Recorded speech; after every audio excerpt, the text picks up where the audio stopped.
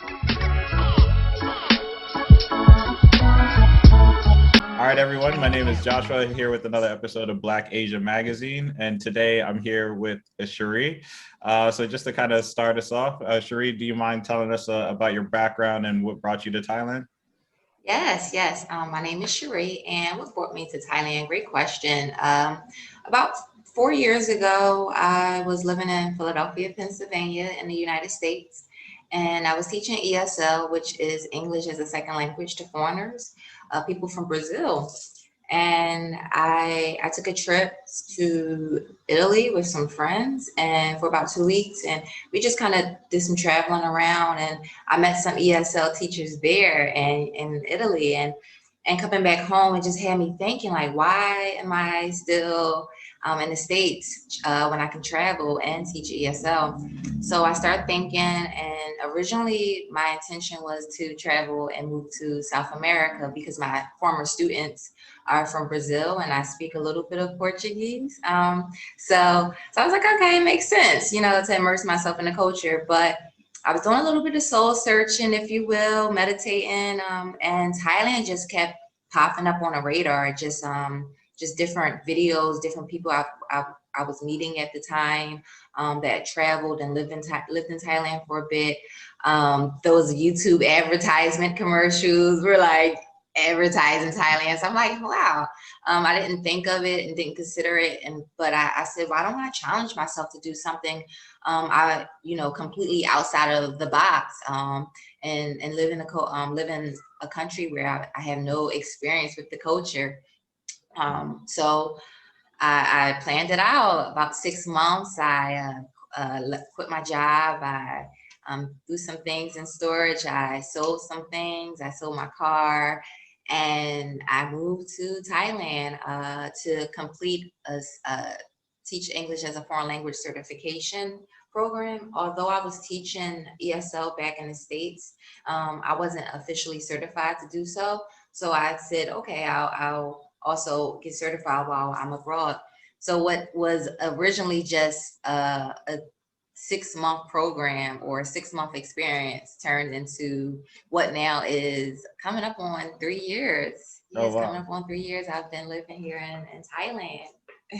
Yeah, I think it's really interesting how people just get stuck here. So, as you, like I'm here in Pattaya, but what you said, 6 months turned to 3 years. I was just supposed to be here for like a 2 week business trip, but then, Wow.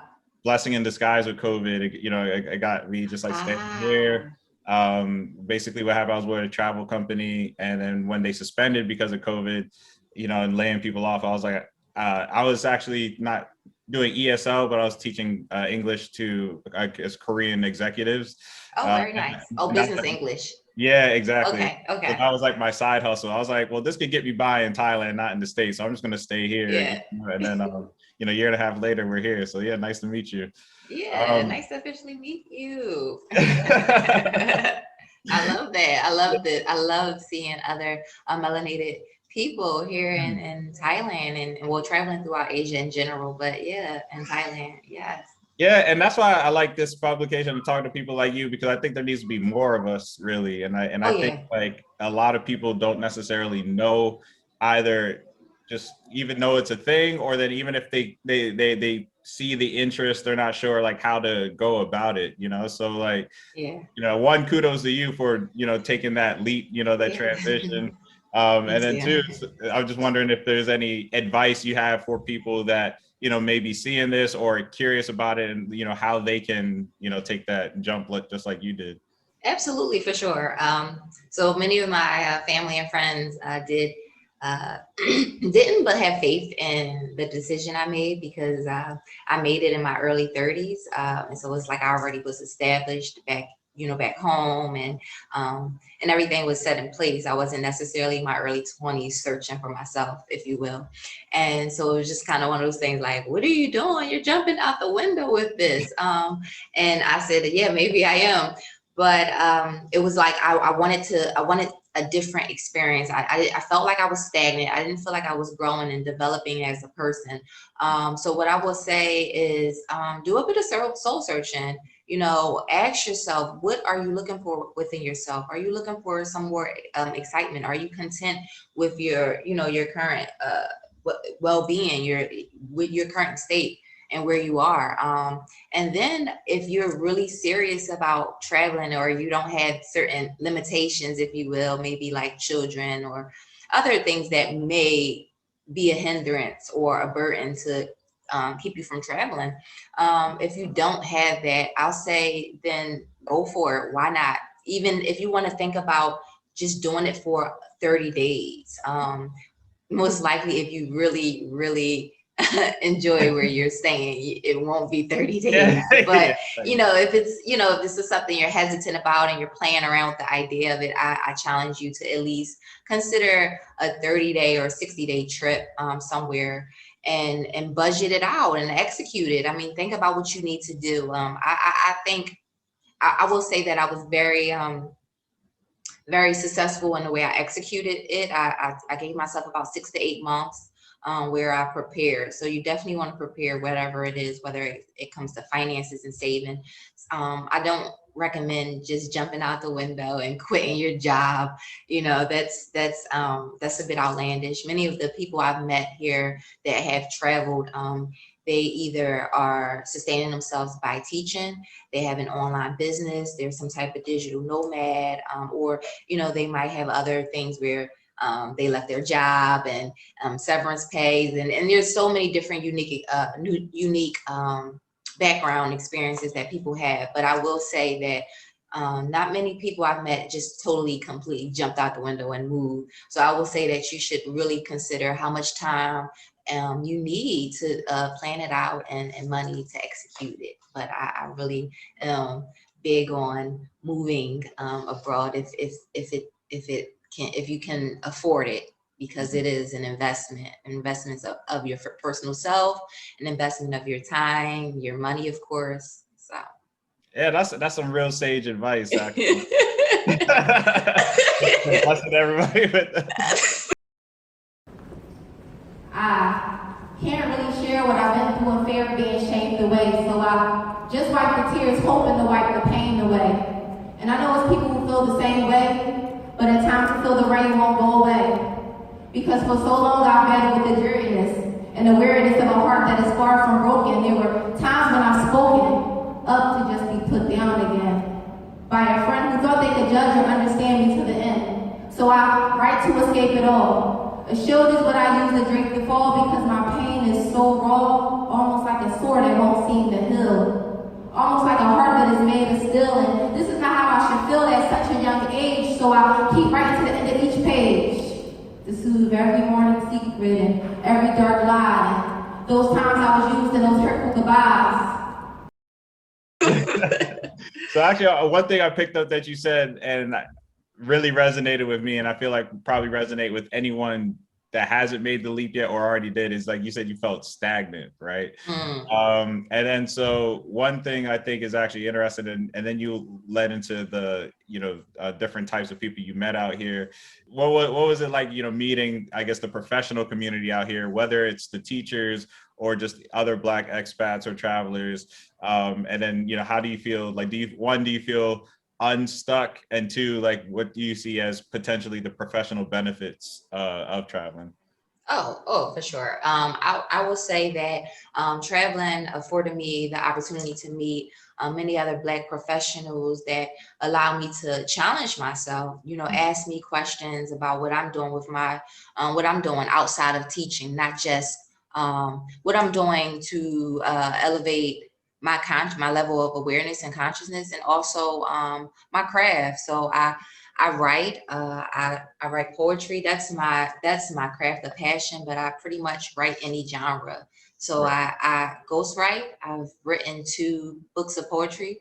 Now back in the States, I've written 1 volume of poetry. But when I traveled to Thailand and Southeast Asia, I became just interested in the lifestyle and traveling, and I got kind of distracted. But meeting different professionals in the field of not just writing, other creatives, it was just like it challenged me to look at my art a lot differently. So not only am I writing poetry. I also have an audio book out as Okay. well. Yeah, I met some travelers that was just like, yeah, have you thought of like, putting your words to some acoustics or maybe just like an audio? Mm. So that was something that I probably wouldn't have thought of had I been back in the States. I'm just playing around with that and turning the craft of writing, if you will, to a business. I ghostwrite. I work with people. I help them write. I coach them and help them write their first books. Mm. Also, like, yeah. Yeah. So, I'm a writer, so I'll say that meeting other professionals made me challenge myself to expand my own craft outside of just coming here to teach. Okay, I came here to teach, but I also, I have other skill sets that are utilized that I can utilize as well. Is what I gained as an advantage mm. for sure. Yeah, and I think it's cool that you were able to meet those people in Chiang Mai specifically, Yeah, right? yeah. It's And such an then artistic community there. you move, yeah, Yeah. exactly. I was gonna say, so I've been in Chiang Mai like 2 or 3 times, right? And I think Mhm. the max I spent there was probably a month and a half. But then, I've been to Bangkok year and a half. Now I'm in Pattaya, and then Okay, I even nice. noticed just the types of black people you meet varies based off Mhm. the city. Like Bangkok, I would meet just a bunch of teachers, but then but then here in Yeah. Pattaya, I it's like a lot of their. I think I would say 95% of the black people I meet are like old military veteran men. Like, you know what I mean? Oh, okay. That I makes think sense. maybe there used to be a base out here, but then yeah, like what you were just saying in Chiang Mai, there was I bumped into, I told you before, a guy I met at FAMU. It just seems, and then I Oh think yeah, really cool. and I often describe Chiang Mai as like a beach town without a beach, so I can see how it probably has like that creative Right, energy right, to right, it. right, right. So how would you say that, like, how did you come to Chiang Mai and connect with these other like-minded people to tap into the Black community there? Yeah, yeah. Um, I told you when I considered completing the certification, the TEFL Teach English as a Foreign Language Certification Program. I was looking and researching for different programs throughout Thailand, and the program that was specifically tailored for my liking was in Chiang Mai. There Mm. was a few other programs in Bangkok. Bangkok reminds me of New York City. It was a lot more fast paced, so I was Right. like, I think I'd probably be a lot more interested in upon doing my research, I'd be interested in doing it in Chiang Mai. I also just did a little research on Facebook, and I came across this Facebook group of like called the Brothers and Sisters of. I believe there was two groups, Bangkok and Chiang Mai, and I joined both groups. And through those two groups, I was able to connect with people months before I came. They were able to give me some tips, some advice, some essential travel items to bring, things like that. Yeah. And so it had made my integration a lot more smoother, if you will, because of those connections, those early connections that were made through Facebook. So yeah, so when I came to Chiang Mai, I thought I was going to be only in Chiang Mai for 1 month to do the program, because that was the duration. Yeah. And once that program was done, I did a little traveling throughout Southeast Asia. I wasn't completely sold on Chiang Mai at the time. I was just traveling. However, there was something about Chiang Mai's energy that kept drawing me back. I don't know, like as a base. Okay. So as much as I was doing traveling and moving around, I would continue to return to Chiang Mai, because there's just this healing or calming, grounding energy of Chiang Mai That's that amazing. is Mm. not like anything else. It's very much slow pace. It's, if you're interested in a more meditative journey, yeah, Chiang Mai would probably be ideal. There's waterfalls. There's the mountains. It's very naturistic, if you will. No, yeah, it's funny. I don't think I ever thought about it in those words, but as you said it, yeah, those things are really starting to resonate too. Because I even noticed, again, kind of going back to just the different vibes of the people I met. Like, of course, white people, when we see each other, generally, head nod and such. Yeah. But In Bangkok, like, yeah, very much so, just that, like I said, fast paced. We see each other, we'll acknowledge each other. But I noticed, I remember when I was in Chiang Mai the first time, it was like, I think March 2018. And just Okay. whenever I bumped into, saw one of us, I was just like, yo, what's up? How's it going? You So know? community based. Yeah, So exactly. communicate. Yes, yes, I Yeah. agree. Yeah, Yeah, yeah, I loved it. It was like, I remember Us came out, you know.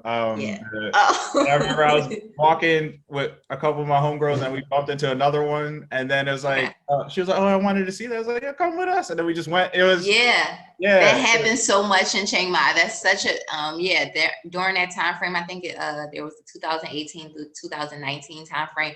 There was a high concentration of Black people, especially during the time that Spike Lee came Yep, to yeah. Chiang Mai. I missed that, Yeah. but there was a high level of population of us there. And during the time. It was just one of those things, especially like Songkran, and Yes. you just see people and it's just like, let's go, let's roll together. And there's just it just was such a community. I didn't even get that experience from where I'm from in Philadelphia. Right. People are very uptight, very rugged, very vigilant, if you will. So being in Chiang Mai is very community based, I'll say. So yeah, that right there drew me back in. But I would, like I said, I would do some traveling and stuff, but I will always return, like as if it was just base, as if it was, just had a homely feeling. So like, so with that being said, you know, because you've been sharing us with all this wisdom, and then obviously you could, I could just tell you're good with words and very reflective, and giving us so much already. Obviously, just definitely want to, you know, definitely promote you and what you all got going on. So, you know, you mentioned that you're a writer, you know, and you know, have other creative endeavors. So I guess, you mind telling us about, just like all the different hustles you got going on right now, and just and then we'll start from there. Yeah, of course. Thank you for plugging that in. So a few years ago, I'm a very meditative, reflective person, if you will. That's how like a lot of my writings come to me. I've been writing poetry for about 15 plus years and doing spoken word poetry and things like that. And so this name for a book of poetry came to me entitled Uncovered. And a lot of the poems just touch upon life. There's mindfulness. So I've written two volumes of poetry called Uncovered Volume 1 and Volume 2. Mm-hmm. Okay. I had to plug it in. This is Volume 2. Yeah, so they touch on life, love, mainly life lessons, love, mental wellness, mindfulness. Those are a lot of the topics I discuss upon relationships, of course. And I also ghostwrite. I ghostwrite any genre. And I also am a writing coach. So I coach people, first-time authors. So if you're interested, or if there's people that are interested in ghostwriting their story, they need someone to just put their words together. Yeah, I am relatively good with words. Not to toot my own horn, but toot. I'm currently working with someone right now who's writing a romance novel, and that will be released soon. So so I dibble and dabble with different genres, but my favorite is poetry. Yes. Yes. And so when you say you're a writing coach for people writing novels, just to clarify, so like, does that mean someone who has the interest or desire but may not have any writing experience and may say, I don't know what I'm doing, you could actually maybe teach them how, or assist them to, or or mind? Yeah. So actually, yes, I have a course in place. I also have like a step-by-step 8-week. I have an 8-week program for first-time authors, and also I also edit and proofread it, their work, and I give them all the resources that they need. And like I said, I edit and proofread it, or if people want to hire me for ghostwriting as well, that's a service that I also provide. But I'm just a writer by heart. This first piece, how many writers in the building? Everybody. All right. So this first piece is called The Body of This Essay. So when you hear this, just think about your writing process. I hope these gentle strokes of my pen make your heart skip a beat or flutter. What if I caress the inner parts of your soul with every word that I utter? So excuse me if I stutter. I just can't help this spell that you put me under. And if words is anything like our body's chemistry, then never let this atom split in half, because a noun, a verb, an adjective is all that we have. To keep the sentence in conjunction, you leave my thoughts in complete dysfunction.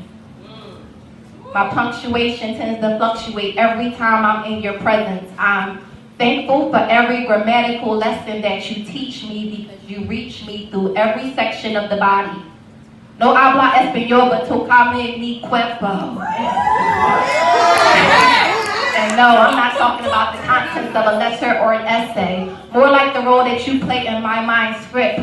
You keep me at your ink pen, ballpoint pen tip. So when we scribble inside and out of every line, we still keep every paragraph perfectly aligned. So on this dotted line, here, I sign. Secretly, sacredly, my heart is yours.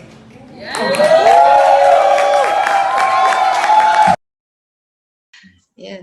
Are all these things on your Instagram? Like, where can they find all these? Yeah. So I have a website, www.sherriepoetry.com. It's SHERRIE poetry.com.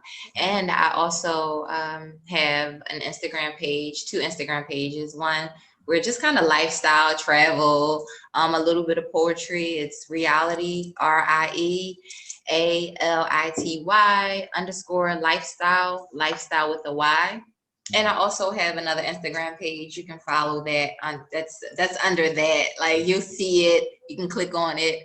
And I have, like, you can find everything that I provide on my website. I also have an e-commerce store, t-shirts, coffee mugs, things like that. Fun stuff. Yeah. Okay. And then, so you got the teaching going on. You got all these. Yeah. The act. I'm not teaching in the classroom anymore. Like, I don't have the. Yeah, that's not. Yeah, my first year in Thailand. Yes. And that's something also. That's also another thing to touch upon, is the difference between teaching in the classroom versus teaching virtually online. Right. Teaching in the classroom is fun. It's cool. You get to build, you get to build the rapport with your students. You have fun theme activities and things like that. But on the flip side, you spend a lot of time. You spend a lot of time with lesson prepping. You spend a lot of time investing in the class. You're like, you live in the school almost, right, essentially Monday through Friday, and even on the weekends you may be preparing lessons, working on the weekends like usual. But also there's the other flip side of virtual classrooms or virtual teaching, where you get majority of your time to yourself. You create your own schedule. You teach, you create your lessons at your own pace. Right. And the pay is a lot more generous, if you will. Okay. So it's, and like I'm able to travel as well, and like I said, create my schedule around my own personal schedule around teaching. So that's the toss up. Yeah. Teaching is fun in the classroom. Oh my God, you have so much fun. I have so many teaching stories, but I also didn't have time to myself. So you have to pick and choose. Yeah, it's like, whatever is the most important, Yeah. And then, and I think the one more thing is, like, I saw you had a podcast too. So, what inspired that, and what do you talk about on there? Yes. So I have a podcast called Uncover Gems. It's a poetry podcast. So I interview other poets, authors, travelers, if you will. I interview them. They speak a little bit about their experiences, their background. They also recite a little bit of their poetry, a little spoken word on there as well. Mm-hmm. So those are some of the things that's covered. I've been putting a little bit of my spoken word on my podcast, but I really wanted to take the focus off myself and put it more towards other influencers, if you will, poets and influencers. So. Got it. Cool. Yeah. Yeah. All right. So I think that's it for all the major keys right there. But Yeah, that's anything you wanted everything. to leave anyone with or say before we wrap up? Yes, I would love to say that. Yeah, I will say if you can afford it, I mean, and then that's not just financially, that's personally as well. Travel, see the world. It's so much more to life when you meet other people and experience other cultures. I'm such a big advocate for travel. So yeah, that's what I'll leave you with. All right, Bet. Thank you very much. So again, everyone, we had Cherie from Chiang Mai, Thailand, Joshua, myself from Pattaya, and it was a pleasure talking to you, Cherie, and signing off for now. See you all another time. Thank you so much, Joshua. You enjoy your day and enjoy Pattaya.